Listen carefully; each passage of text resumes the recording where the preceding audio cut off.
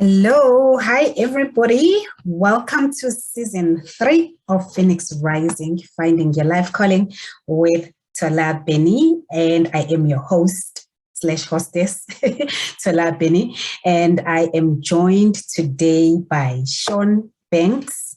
I believe his friends call him SF, so I'm not sure that I've earned the right to use that name yet. So Shaun Banks is all the way in Atlanta, in Georgia, in the US. You call it Atlanta. We, in our African accent, say Atlanta.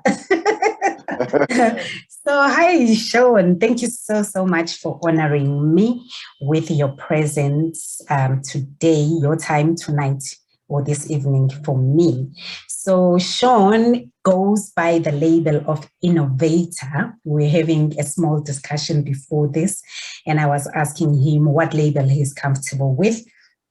And he said he likes to think of himself as an innovator. So we haven't had one of those yet. So I'm excited.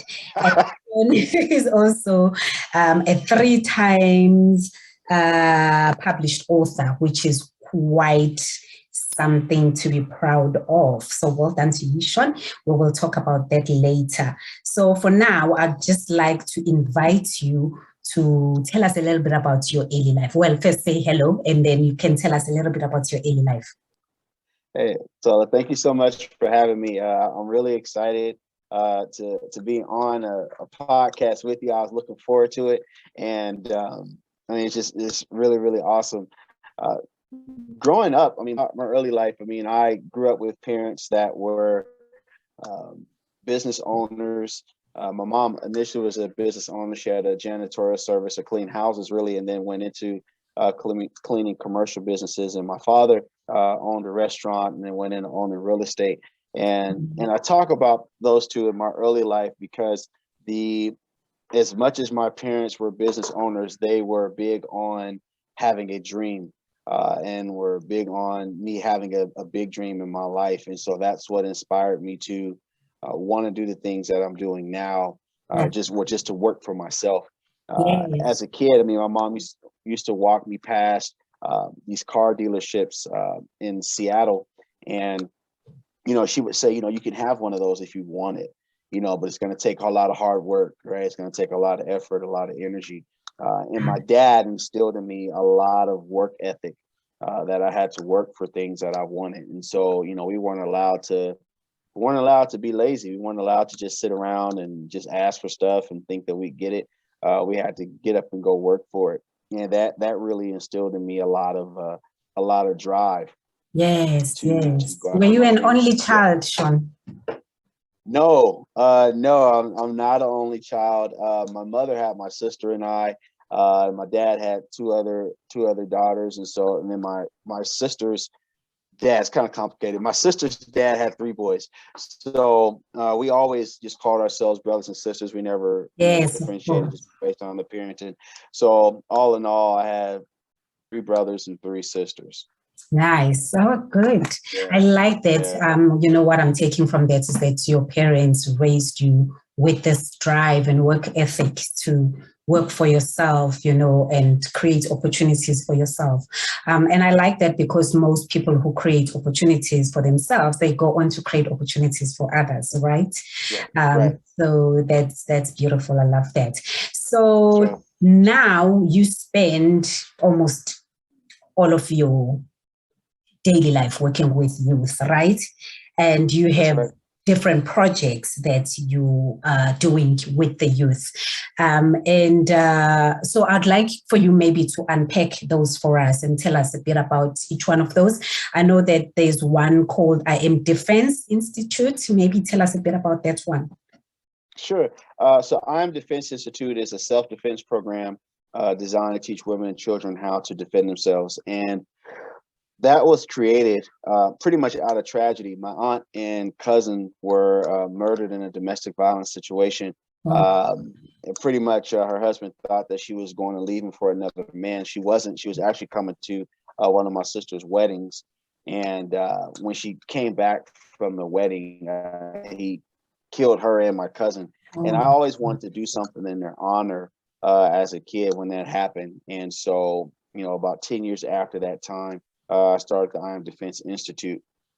And since that time, we've worked with thousands of kids in the Atlanta area with teaching and their parents as well, teaching them how to defend themselves from an aggressive attacker. And the I Am Defense Institute is what pretty much started everything else, because I didn't want to work with kids originally. I Yeah. didn't have any passion to work with kids. Yeah, I didn't like kids at all. So I love that I couldn't admission. stand kids. Yeah. Starting with honesty, Yeah. right? Absolutely. Absolutely. I didn't want to work with nobody's kids. I mean, I had no interest in that. But it was just, there was a big need for it. And I started seeing Yeah. that, man, there's really a big need. And there's a lot of kids getting messed up out here because they don't know, they don't have developmental skills. If they knew certain skills or had an interest in certain things, maybe, just maybe, they would make different choices. And so it started with the I Am Defense Institute. Wow, wow. Oh, and you said you also work with parents in conjunction with, working with the kids. That's right. Excellent. And I mean, I'm of the opinion, honestly, that a whole lot of things that go wrong in the world are because of, if you trace it back to what the source is, it's often because of parenting. Right. And I'm saying this as a parent myself. I see a lot of things that go wrong, whether it's a child who one day decides to go and shoot up a school, God forbid, or join a terrorist group or whatever it is, or become a serial killer. Sorry, I'm using all these morbid examples, but it's true, though. Yeah, I just think to myself, all of this could maybe be rectified by just looking at the source, which is the parenting, and upskilling parents, because there is no school for parenting, right? We all just get thrust into this position, and nobody teaches us how to become, a great parent. You learn as you go. So it would be really, I think we would be doing ourselves a great service if we started involving parents more and more and upskilling them in whatever way so that they can raise a better generation going forward. And in any case, I don't want to ramble on and on. I was just sharing my opinion. This is about you. So tell us about Camp Warrior King. Oh, wow. Camp Warrior King is a youth development program designed to expose children to activities they normally wouldn't experience during the school year. And so, I mean, we're taking kids hiking. We teach them how to hunt, how to fish. We take them caving, which we call spelunking. We take them shooting. We go on field trips all over the region. So Alabama, Florida, South Carolina. We do educational programs. They learn how to box, how to do karate. They do arts. They have fashion shows. They do Lego robotics.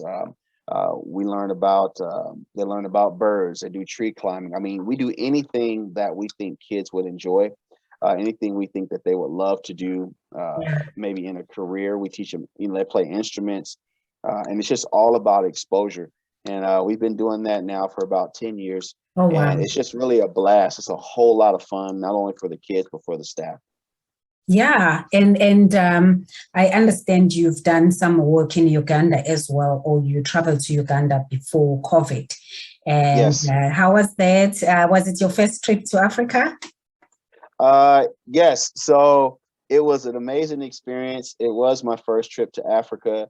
And it really, what it did for me was really inspire me to want to visit more countries in Africa. I always wanted to go to Africa, and Africa is so big and it's so diverse and it's so rich in just the different regions, and there's just so many different things to offer that it's really inspiring and in a sense, almost overwhelming for someone who is Black in America, and then to be able to realize that, like we tell the kids all the time, we talk about Africa, or we talk about, the orphanage that we have in Uganda, is, understand that Africa is a continent. It's not a country. It is a continent. And there are, 55, 56 different countries within this continent and these are all your people, and just how inspiring and how beautiful that is. And it just goes to the richness of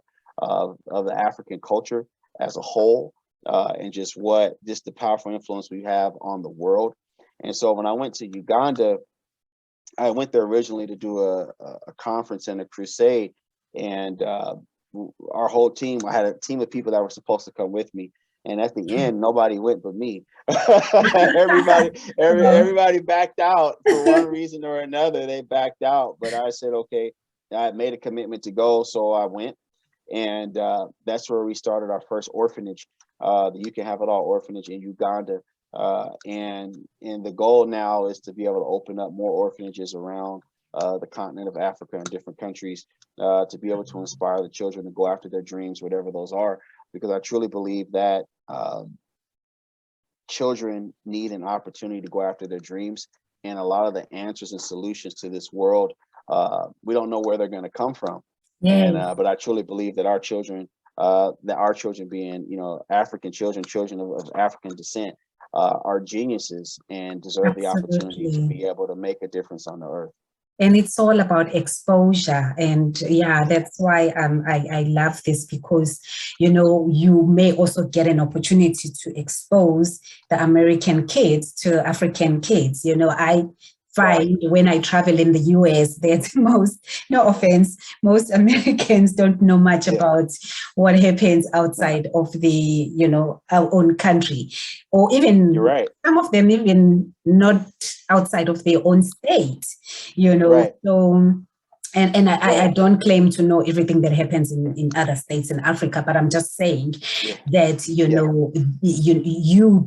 coming to Africa and doing work here in Africa could, not only does it expose the African kids to, all the opportunities that American kids are exposed to through your work, but it also is an opportunity for American kids to learn a bit more about the culture here, the history, and the people of this continent. So big ups to you. And it's a big thing. I'm sorry. Well, it's a really big deal, because you're absolutely right. I mean, to be honest with you, too many children in the US don't know enough about Africa, right? Or countries in Africa. They don't know. I mean, a lot of them, too many of them, right? There are some, but there's just too many that don't have the exposure, because to learn about Africa as a Black child in the United States, you're gonna have to learn that from your parents. You're going to learn that from parents, because you're not going to learn it in school. In the and US. It's not on TV, And it's not on TV. So unfortunately, what a lot of children see about Africa or different African countries is skewed based on whoever's sending that information. Either it's something about poverty, or something about war, right, or colonialism. Those are the three things that children in America see the most. We don't see enough of the big skyscrapers and all the lawyers and doctors and engineers that look like them. All the geniuses and scientists and inventors. And it's really important that they do see that, because you're seeing, it's something about being able to see your own people in action. Most of us don't know which country we come from. In Africa, which is a tragedy in itself. So now it's like, just adopt a couple, find a culture you love, man, and get into it.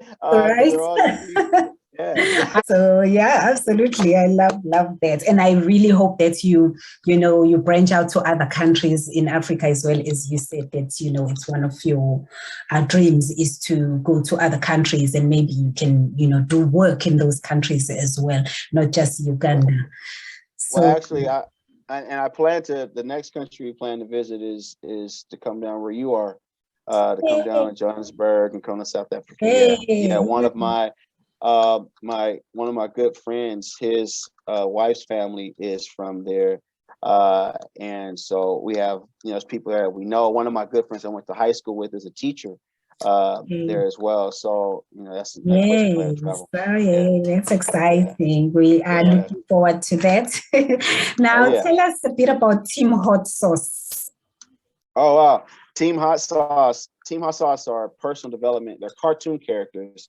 And the cartoon characters were created to motivate children to go after their dreams, and motivated to teach them character principles on how to work through issues in life. So right now there's nine characters, and a lot of them were created after people in my family. Team Wow. Hot Sauce. Yeah, the leader is Uncle Hot, and Uncle Hot actually I created after my uncle Virgil, who used to love to put hot sauce on all his food when he would eat growing up as kids. That is so And so, original. yeah, he did. I mean, he put it on everything. And so, so, and he was just I mean, he's still alive. He's a great man. He was great growing up. He was always inspiring and very friendly and always funny, always had a huge laugh. And so we created the character after him. And these characters go all around the galaxy. Just, they're in search of, finding, where they come from. Because we have like Broccoli, who's a talking broccoli. We have Karate, who's a carrot stalk. Ketchup, who's a tomato. We have a warthog, which is Coach Stinker, who actually Coach Stinker was created after another one of my uncles. I have an uncle named Uncle Stinker. That's what we called him growing up. Yeah. And so we created another character after him. But these kids have the ability to do and become whatever they want to do in these comics.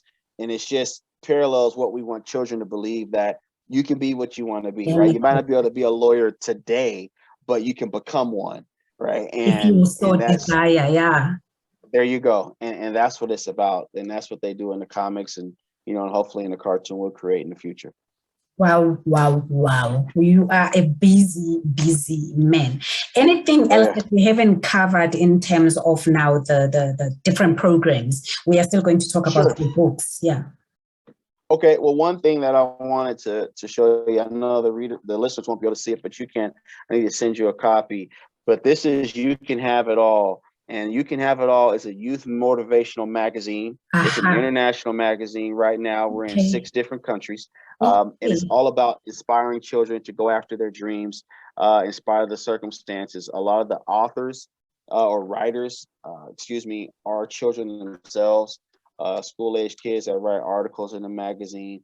And it's all about motivating kids. And it's really a big deal because, we believe that motivation is a universal language, that all children want to be or all people want and deserve to be motivated or to have motivation. And that's what this magazine is about. And it's also nice to hear from children, who are of the same age as themselves. So I like the fact that you're saying the writers are the kids themselves. So how do people get to learn about all of this? Do you have a website where they can access information on all these programs? I do. So the website is ychiamag.com. So that's, if I said it, it would be Wachia Mag, but it stands for You Can Have It All magazine. Yes. They can go right there and learn about everything that we're doing. Okay. They can get magazines. They can see the camp, everything right there. Yeah. And I mean, you could have an aspiring writer out there who wants to contribute to the magazine. I like that. I'm a writer myself, so I can imagine a younger person who wants to contribute to your magazine. So it gives them that opportunity to do that. Yeah, that's amazing. Okay, let's talk about your books. As I said, you are a busy man. How do you find time? Oh yeah. So you have published 3 books, and the first one is called Persevere, Overcome and Win. And then you have one called Raising Extraordinary Kids.